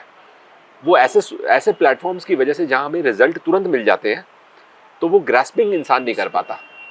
सर टोटल तो कहीं ना कहीं असर तो होता है इन चीज़ों का जिंदगी को, मतलब सोखने के लिए जो वक्त चाहिए किसी चीज़, थोड़ा समय तो दो ना उस चीज़ को। और एक्सेस बड़ा आसान है ना आज की डेट में। अब मैंने आपको बताया कि मैं जा रहा हूँ अभी तमिलनाडु में, मुझे दारासुरम जाना है, चिदम्बरम जाना है और गंगईकोंडा चोलापुरम से पौंडीचेरी होते हैं। अब सपोज इसमें मैं चिदम्बरम भूल गया, हम बैठे कॉन्वर्सेशन कर रहे हैं, तो मैं क्या बोलूँगा, मुझे 30 सेकंड का टाइम दो, मैं सोच के बताता हूँ मुझे कहाँ जाना है। मैं ट्रिची से चलूँगा, यहाँ जाऊँगा, सी से नाम था चिदम्बरम। अब अगर मैंने बोला रुको अभी सर्च करता हूँ नियर ट्रिची, मैंने बता दिया, तो मेरे माइंड को तो मैंने आगे बढ़ने से रोक ही दिया। अपनी सोच में तो खत्म हो गए। किसी का फोन नंबर ही याद नहीं हमें। पहले 50 लोगों के नंबर याद होते थे जुबान पे, अभी अपने घर के नंबर याद रखने मुश्किल हो जाते हैं। सच्चाई है, दोस्तों के 2-4 लोगों के नंबर याद हैं, बस 5वां नंबर ही याद नहीं है, क्योंकि हमारा माइंड फर्टाइल ही नहीं है। फिर कहते हैं बादाम को दोष देते हैं कि बादाम से मेरा दिमाग नहीं चल रहा। लाइटर साइड में बात तो गलत नहीं बोल रहा, सही कह रहे हैं बिल्कुल। तो अब आप देखते हैं यूट्यूबर्स का फ्यूचर क्या है अभी? बड़ा ब्राइट फ्यूचर है, ब्राइट फ्यूचर, फ्यूचर बड़ा ब्राइट है। और ये यूट्यूब कहीं नहीं जाने वाला, ना ही इंस्टाग्राम जाने वाला है, ना ही फेसबुक जाने वाला है। मतलब कहने का मतलब है कि सोशल मीडिया का फ्यूचर ओवरऑल ब्राइट है। सिर्फ इनके प्रेजेंट करने के तरीके बदल जाएंगे। जैसे अभी हम यहाँ बैठ के डिस्कशन कर रहे हैं, कैमरा हमारे सामने है, तो लोग आगे चल के चाहेंगे भाई ये सामने से दिखा दिया, पीछे दिखाओ और लोग क्या कर रहे थे यहाँ पे, जहाँ बैठे हुए हो जगह कैसी है, ये पेड़ कैसा दिख रहा है, और बेंच खाली है या और टेबल खाली है, कुर्सियाँ खाली हैं, हम वो भी तो देखना चाहते हैं। हो सकता है व्यूइंग के तरीके बदल जाए, लोगों के प्रेफरेंसेस बदल जाए। क्योंकि मैंने देखा, हम लोग अभी कुछ लोगों से बातचीत की मैंने, जैसे एक घोस्ट राइटर हमें मिले थे, तो मैं उनकी फोटोकॉपी की दुकान में गया था, वहीं पे बात की मैंने फोटोकॉपी, और वो काफ़ी लोगों ने पसंद किया। मुझे लगता है रॉ चीज़ें जो होती है, उन्हें लगता है ज़िंदगी के बहुत ही व्यक्तिगत अनुभव है, वो ज़्यादा शायद लोगों को लगे। अनकट, अनफिल्टर्ड, हर तरह की ऑडियंस है जी, हर तरह की ऑडियंस है, उस तरह का हर तरह की ऑडियंस है। आप क्या सोचते हैं? आप चूँकि आप कई बार बोलते रहते हैं कि अब एज के हिसाब से मैं देख रहा हूँ स्टेमिना भी कम होती है, फिर मैं शायद अपना प्लान बदलूँ, तो क्या आप करना चाहेंगे? आप कुछ? मैंने ना एक चीज़ तो एग्जीक्यूट कर दी है, प्लानिंग तो मैं पिछले 1.5 साल से कर रहा था। अच्छा। मेरे को था कि मैं यूट्यूब के साथ साथ ना कुछ और करना चाहता हूँ जिसके बारे में मैं पैशनेट हूँ, जिसको करने में मेरे को मज़ा आए। तो मुझे ना काफ़ी लोगों ने आइडिया दिया कि आप ट्रैवल एजेंसी ओपन कर लो। अच्छा। क्योंकि आप करते हो तो हम ट्रैवल कर लेंगे आपके वीडियो देख के, मतलब आपसे बुकिंग करवा लेंगे। तो मुझे लगा कि that is not my cup of T. तो फिर मैंने कहा कि मुझे मज़ा किस में आएगा, सेम पैशन। तो मुझे लगा मतलब सेल्फ रियलाइजेशन दोबारा हुई कि मैं स्पाइसेस को लेके बहुत पैशनेट हूँ। अच्छा। जैसे मैं passion number 2 spices, not too as good as my travel and food. I like spices, but only thing is I started with YouTube. जैसा मेरे को लगा, उदाहरण के तौर पे अब जैसे मैं मान लो केरला में जाता हूँ और वहाँ कोई मुझे इलायची दिखाए, तो मैं बहुत गौर से इलायची को देखूंगा, फिर फील करूंगा, एक खोल दूंगा उसका बड को, खा के देखूंगा, जो भी मुझे समझ आएगा फिर मैं बोलूँगा गुड, रेट पूछ लूँगा और फिर चला जाऊँगा। 10 मिनट में उसके साथ एंगेज होने की कोशिश करता हूँ। तो फिर मेरे को लगा कि यही काम फिर मैं अपना क्यों ना एक छोटा सा स्टार्टअप शुरू करूं। तो मैंने अभी क्या किया है, एक वेबसाइट बनाई है spice2nuts.com। अच्छा। अब हमने स्टार्टिंग तो बड़े कम स्पाइसेस से करी है, 4 या 5 होल स्पाइसेस हैं, लेकिन धीरे धीरे हर महीने में हम 1-2 जोड़ते रहेंगे। तो आप क्या प्रोक्योर करते हैं वहाँ से? हाँ जी, हमने ऑलरेडी केरला से 3 चीज़ें ले ली हैं, सही सोर्स से, सही मतलब जिनका एक ऑथेंटिक चीज़ है, कार्डमम, पेपर और क्लोव, लौंग, और साथ में हमने कश्मीर से सैफरॉन ले लिया, साथ में हमने 1-2 आइटम और अभी स्टार्ट करी है। काला जीरा हमने हिमाचल से लिया है। लोगों को नहीं पता काला जीरा क्या है, कुछ लोग इसको काली जीरी समझ लेते हैं, कुछ कलौंजी समझ लेते हैं, ये अलग चीज़ है, माउंटेन से मिलता है। तो ये हमने शुरू किया है। तो हम इसको अपनी वेबसाइट के थ्रू ना लोगों को बता रहे हैं कि हम ये प्रोक्योर करके ला रहे हैं, हम आपको छोटी क्वांटिटीज़ में 100 ग्राम 50 ग्राम जैसी क्वांटिटीज़ में कोरियर से बेचेंगे। तो ये हमारा छोटा सा स्टार्टअप है। अच्छा। तो आपको लगता है कि इसको आप आगे बढ़ाएंगे? हाँ, इच्छा तो है। क्योंकि काफ़ी लोग ना बड़े शौकीन होते हैं, उनको प्लेस ऑफ ओरिजिन से चीज़ चाहिए होती है। भाई मेरे जैसे और भी हैं ना लोग। तो अब आज आप ही का उदाहरण लेता हूँ, अगर आपका मन है कि मेरे को केसर चाहिए, लेकिन मुझे 300 रुपए 1 ग्राम देने में प्रॉब्लम नहीं है, 350 1 ग्राम देने में प्रॉब्लम नहीं है, लेकिन मुझे सोर्स सही चाहिए। वैसे भी आप कश्मीर जाओगे तो 300 में ही मिलेगा, हाँ जेन्युइन केसर, हाँ, हाँ, इससे कम में नहीं मिलेगा। बिल्कुल, हाँ। तो मैं अगर वही चीज़ आपको 300 350 में दे रहा हूँ, मान लो, तो आपको सोर्स पे तो कॉन्फिडेंस है कि भाई जेन्युइन चीज़ मिल रही है। इस प्रकार के बहुत लोग होते हैं जो इंटरेस्टेड होते हैं। तो अभी शुरुआत तो हमने अपनी ऑडियंस को ही प्रमोट करने से करी है। अब साल 2 साल में हम धीरे धीरे आइटम्स जोड़ते जाएंगे और इसको एक बड़ी लिस्ट बना देंगे जिसमें नट्स भी होंगे, स्पाइसेस भी होंगे। ये मेरा विजन है आगे चल के इसको बढ़ाने का। अच्छा, और यूट्यूबर्स के लिए भी आप कुछ करते रहते हैं?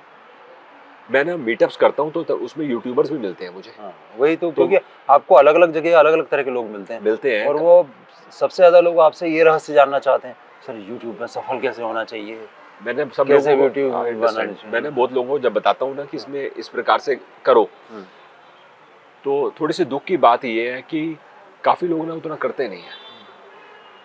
जैसे छोटी सी बात बोलता हूँ मैं यूट्यूबर्स को कि एक आपने वीडियो बना लिया, उसके बाद उसको ना आप अपने 5-10 दोस्तों को दिखाओ, सीधे वीडियो पब्लिश मत करो। उनसे पूछो कि कहाँ मैं बोर कर रहा हूँ, भाई चला दिया मोबाइल पे, जहाँ मैं बोर करूँ पॉज मार देना। वो नहीं कर रहे ना, वो कहते हैं कि यार इतनी मेहनत कौन करे, सर वीडियो में कमी नहीं है। तो मैंने बोला भाई फिर आप थोड़े नार्सिसिस्ट भी होते हैं, अपना किया हुआ जो है उसके प्रति मुग्ध भी तो होते हैं। हाँ, वो तो क्यों देखो उसमें तो यार शुरू में देखो करना पड़ता है। आप अपने कंटेंट को, छोटी सी बात है, हमने कॉफी पी, हमारे को कोई पूछने आया पिछले 1 घंटे में कि भाई कॉफी कैसी लगी। अब आप बोलोगे गवर्नमेंट का सेटअप है, वो तो नहीं आ रहा। लेकिन प्राइवेट होटल में सब लोग आता है ऐसा कि भाई साहब आपने कॉफी पी है तो कॉफी बताओ कैसी लगी है। कम लोग आते हैं। तो वो ऐसे ही हमें अपने YouTube में इम्प्रूव करना है, तो हमें अपनी ऑडियंस को तो पूछ नहीं सकते क्योंकि उनका फ़ोन नंबर हमारे पास नहीं है, लेकिन अपने दोस्तों को जो ट्रैवल का प्रोग्राम देखते हैं उनको तो पूछ सकते हैं ना कि भाई जहाँ मैं बोर करूँगा पॉज मार देना, मुझे बता देना मैंने एक ही बात को 6 बार बोल दिया है, I will cut it and correct it. और जो आप फाइनेंसेस जो संभालते हैं अभी आप ब्रेक इवन पे तो आ गए होंगे? हाँ जी, ऑलमोस्ट 2.5 साल के करीब हो गया मेरा ब्रेक इवन अचीव हुए। ये है कि मैं स्पॉन्सर नहीं कर रहा, उस वजह से I am not earning as much as other YouTubers, but ठीक है, अपनी दाल रोटी चल रही है। क्योंकि आप तो प्योर गूगल एड्स। हाँ, लेकिन आगे चलकर हम लोग भी स्पॉन्सर शुरू करेंगे, ऐसी मेरी इच्छा है। नहीं तो करेंगे। हाँ, मेरे को वो 28 लाख रुपए जो पीएफ का निकाला था वो कब मैं पूरा करूंगा? स्पॉन्सरशिप से ही आएगा, वो ऐसा नहीं आएगा। और आप जो टी शर्ट्स वगैरह भी तो आपके जाते हैं, कर रहे थे, लेकिन उसमें बहुत ज्यादा रिस्पॉन्स नहीं था क्योंकि मैं हर बार वो टी शर्ट पहनना भूल जाता था। तो आप खुद के बहुत अच्छे प्रचारक नहीं हैं। हाँ, ये कहना सही होगा, है ना? जैसे पैट्रियन होता है जिसमें कुछ लोग हमें सपोर्ट करते हैं, और बिलीव मानो इतने साल में मैंने एक बार भी वीडियो में नहीं बोला कि आप हमारे उसके ऊपर जाके सपोर्टर बन जाओ, सपोर्टर बन जाओ। और कुछ लोग हैं जो आगे, फिर उनके साथ मैं करता हूँ, महीने 2 महीने में उनसे वीडियो कॉल करता हूँ, मैं महीने 1.5 महीने में कर लेता हूँ, लेकिन मैं ऐसा उसकी मार्केटिंग नहीं करता। तो आपने सही पकड़ा, खुद का मैं प्रचारक नहीं हूँ, लेकिन स्पाइसेस में बड़ा प्रचार करेंगे। क्योंकि मुझे समझ आ गया इसका प्रचार नहीं करेंगे तो हमारी काली मिर्च कहाँ से बिकेगी। क्या आपसे बात करके इतना अच्छा लगता है कि आप चाहे तो घंटों बात कर सकते हैं। हाँ जी। आप मुझे एक चीज़ और पूछना थी जो शायद रह गई, कि ट्रेंड्स जो चलते हैं यूट्यूब पे या तो आपको क्या लगता है कल्चर ट्रेंड्स के हिसाब से कौन सी ऐसी चीज़ें हैं जो ज़्यादा यूट्यूब पे देखी जाएंगी? कंटेम्प्रेरी बहुत ज़्यादा, जैसे ट्रेवल देखा जाता है, कई लोग ट्रेवल देखते हैं, फूड भी देखते हैं, एंटरटेनमेंट एक अलग चीज़। एक मैं बात बोलूं, हाँ, ये ना क्वेश्चन एक्चुअली बहुत ज़्यादा वाइड है। हाँ, कल मैं एक गोल्फर से बात कर रहा था, वो पर्सन ना 13 साल की उम्र से गोल्फ खेल रहा है, और आज वो इतना प्रो है कि मतलब आप इमेजिन नहीं कर सकते, वो 40 साल की उम्र तक दिस गाइज मतलब जेम ऑफ अ पर्सन, और he loves golf like crazy, और बहुत अच्छा गोल्फ खेलता है। उसका मन है मैं इंडिया में तो क्या दुनिया में जगह जगह जाऊँ और वहाँ की गोल्फ कोर्स लोगों को दिखाऊं। तो मैंने उस पर्सन को बोला कि ऐसे भी लोग वीडियो बनाते हैं? कह रहे सर आपको नहीं पता, मैं दिखाता हूँ। देखा तो मैंने देखा 8-8 लाख व्यूज हैं। वो जिसने 8 लाख व्यूज आ रखे थे, वो पर्सन कुछ नहीं कर रहा, गोल्फ कोर्स का शॉट ले रहा है, 11 मिनट का वीडियो, और शॉट मारी अपनी, बैकग्राउंड दिखाया गोल्फ कोर्स, और पूरे वीडियो में शायद उसने 1 मिनट बात करी होगी, 10 मिनट अपने शॉट्स दिखाए। क्या बात। तो तब मुझे रियलाइज हुआ कि दुनिया में जितना अल्टीमेटली क्या है ना, one has to identify that niche, that gap, वो जरूरी है। ऑडियंस तो हर चीज की है, हर चीज। आपको स्विमिंग सिखानी आती है, अच्छे बड़े स्विमर हो तो स्विमिंग पे चैनल बना लो, क्या जा रहा है, but you have to identify the gap. और पैशन होना चाहिए हरीश वो वाली तो जैसा। नहीं नहीं, ऐसा नहीं कि मेरे जैसा होना चाहिए। मतलब मैं अपने लिए अपनी तरफ से कह रहा हूँ आपके लिए। अच्छा नहीं, हाँ। पैशनेट आप तो देखो नहीं होगे ना तो आप गलत लाइन में चले जाओगे। आपको पैशन तो होना चाहिए, क्योंकि बताया ना कि बिना उसकी गति नहीं है। और बहुत सारे लोगों को अगर वर्कशॉप करना हो तो आप आज की डेट में तो ऐसी मैं कोई वर्कशॉप नहीं कर रहा, लेकिन बीच में मैंने क्या किया था, आज से 1 साल पुरानी बात है, मैंने एक बार मैसेज किया था कि अगर आप यूट्यूबर हो या यूट्यूबर ही हो, क्योंकि मेरा काम तो यूट्यूब और ट्रैवल में आप कुछ करना चाहते हो, तो मैं 500 रुपीज़ कुछ फीस लूँगा और मैं एक आपके साथ 2 घंटे का सेशन करूँगा, जिसमें मैं कुछ टिप्स दूंगा आपको। कस्टमाइज एक आदमी के लिए? नहीं नहीं, अच्छा, ग्रुप में। ग्रुप में, हाँ, ऐसा करके मैंने 25-25 लोगों के 3-4 ग्रुप बना दिए थे। ये पुरानी बात हो गई है। उसके बाद मैंने वो काम दोबारा नहीं किया। मतलब मेरा इंटेंट ये था कि क्या वो 2 घंटे सफिशिएंट है किसी इंसान को जनरल बात करने के लिए, तो मुझे लगा नहीं। तो एक बार मैंने किया, हालांकि लोगों ने बोला इट वाज वेरी हेल्पफुल, क्योंकि वो ये एक्सपेक्ट नहीं कर रहे थे, उनकी एक्सपेक्टेशन मीट हो गई। बट मेरे को लग रहा है कि आने वाले कुछ टाइम अगर में हम लोग ऐसा करें, मतलब मैं आपसे कहूँ कि सर आप मुझे एक दिन निकाल के दीजिए और मैं काफ़ी लोगों को इकट्ठा करता हूँ और आप उनको कुछ टिप्स दीजिए, तो दिन भर के वर्कशॉप तो आप ले सकते हैं, कभी वक्त निकालें। उसके लिए मुझे 1 साल पहले वक्त लेना पड़ेगा? अरे नहीं नहीं, ऐसी कोई वो मैटर नहीं है। वो तो मुझे आप जब बोलोगे कर सकते हैं, थियोरेटिकली या प्रैक्टिकली उसमें कोई मुझे चैलेंज नहीं दिखता। ये है कि ऑडियंस का ना साइज थोड़ा अच्छा होएगा तो अच्छा रहेगा। साइज फॉर एग्जांपल मान लो एक तो डोमेन सेम होना चाहिए, ट्रैवल, क्योंकि मेरा वो सब्जेक्ट है। और दूसरी बात ये है कि अगर 5 लोग होंगे तो मेरे को भी मोटिवेशन नहीं मिलेगी। कम से कम 30-35-40 लोग हों तो आई कैन प्लान इट। तो आपसे मिलके ऐसा आज कोई बहुत मुश्किल काम नहीं है, किया जा सकता। और आप इसी तरह से बने रहेंगे हमेशा यूट्यूब पे कि कुछ और चीजें करते जाएंगे? अभी बताया ना आपको स्पाइसेस एंड नट्स। हाँ, और नट्स के बाद नहीं नहीं, ऐसा कुछ बात कुछ नहीं। अभी मैं स्पाइसेस और नट में बड़ा लग रहा हूँ। हाँ। और साथ में एक काम मैं जरूर करना चाहूँगा कि इंडिया में ना जगह जगह हैवी इंडस्ट्रीज के बहुत काम होते हैं। उदाहरण के तौर पे पहले मैं पीछे बोकारो गया था, वहाँ पे स्टील बनाते हैं। तो मैं चाहता था मैं उसका वीडियो बनाऊं, तो मैं वहाँ एक दिन के लिए गया। मेरे को एक दिन में कुछ नहीं समझ आया स्टील कैसे बन रहा है।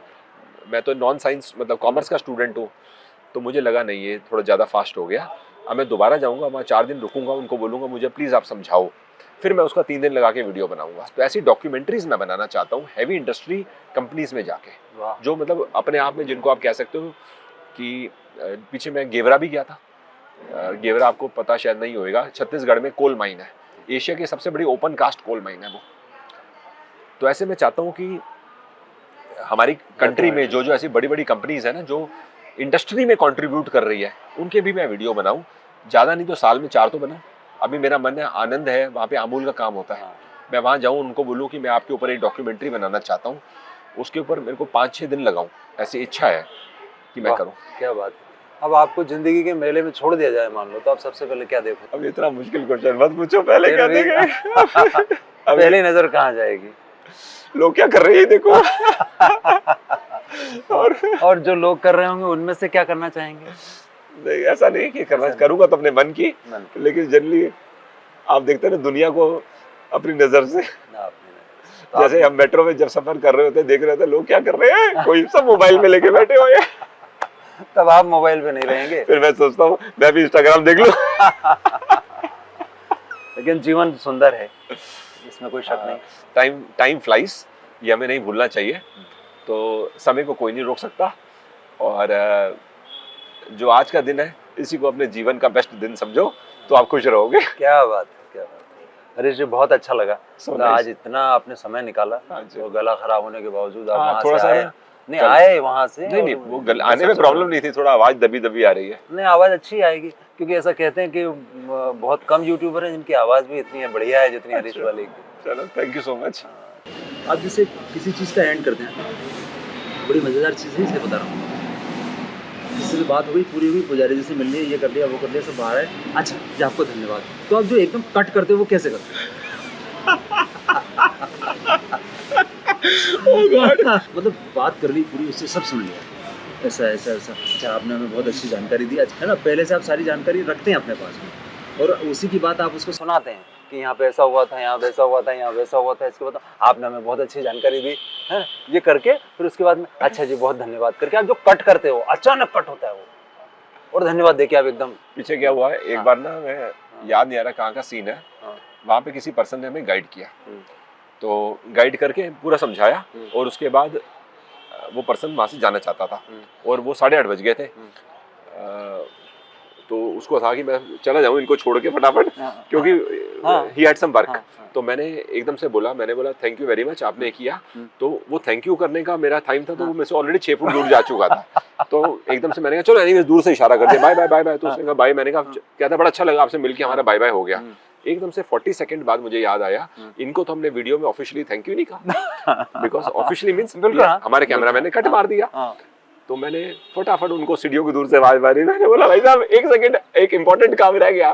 कहते अब क्या रह गया? मैंने बोला आपको थैंक यू नहीं बोला। तो कहते हो गया, थैंक यू हो गया, अब थैंक यू की कोई जरूरत नहीं है, अब मैं जा रहा हूँ। तो मैंने बोला भाई ये वीडियो में दिखाना पड़ता है थैंक यू। Thank you. तो मैं भी इतना फनी सीन हो गया था। तो यही थैंक यू जो है हम आपसे कह रहे हैं, मगर आपके 3-4 शब्द हैं।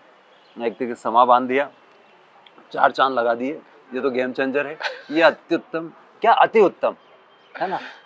तो ये अभी अब सब जो बातचीत हुई इसके अंदर कौन से वाले लाइन डाले हम लोग? ऐसे मत पूछो, लेकिन ये है, ये जो 3-4 बातें ना कहाँ से मधुर मधुर, हाँ ना। इम्प्रॉम्प्टू है, मतलब क्योंकि ये इतने ज्यादा हिंदी के शब्द होते हैं, आम इंसान अपनी डे टू डे भाषा में यूज नहीं करता। लेकिन आपने उसको कल्ट बना दिया ना। अच्छा। तो आप क्या कहें आज की मुलाकात को?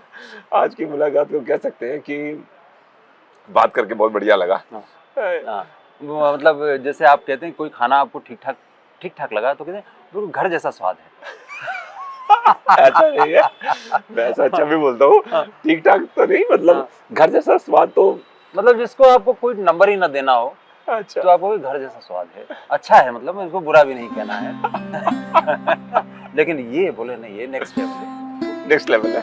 हाँ, ये नेक्स्ट लेवल भी छोटा सा वर्ड है, मैं काफी बोल देता हूँ, वो बोल देते हैं मतलब एवरेज से ऊपर है, एवरेज। नेक्स्ट लेवल है, मतलब गुड से भी ऊपर है। तो चलिए, तो थैंक्स फॉर योर टाइम। हाँ, ये कह सकते हैं थैंक्स फॉर योर टाइम, और आपको थैंक्स, आपने समय निकाला और हमें बुलाया। I am so happy.